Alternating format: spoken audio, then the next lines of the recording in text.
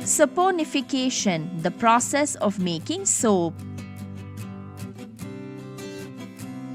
We require measuring cylinders, common salt, glass beakers, coconut oil, 20% NaOH solution, Bunsen burner, funnel.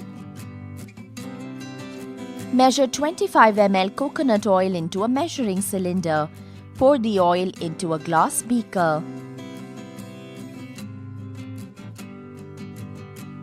Take another measuring cylinder and measure 30 ml 20% NaOH solution into it. Pour it into the beaker containing coconut oil. Stir the mixture vigorously using a glass rod.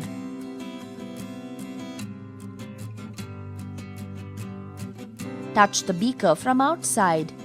It will be observed that the beaker is warm.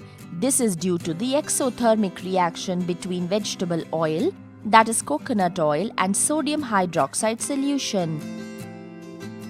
Place the beaker on a Bunsen burner and heat it until the mixture becomes a whitish paste. The mixture is made up of soap in suspension form and glycerol. Remove the beaker from the flame and allow it to cool.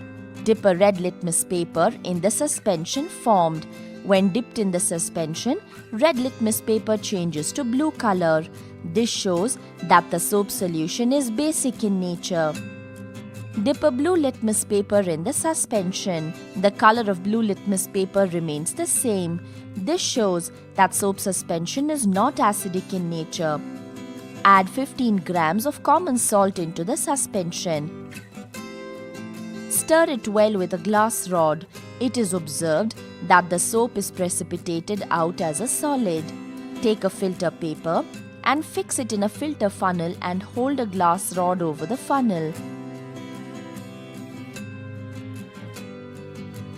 Take the beaker containing soap and pour it over the glass rod and filter the mixture. Soap is left on the filter paper.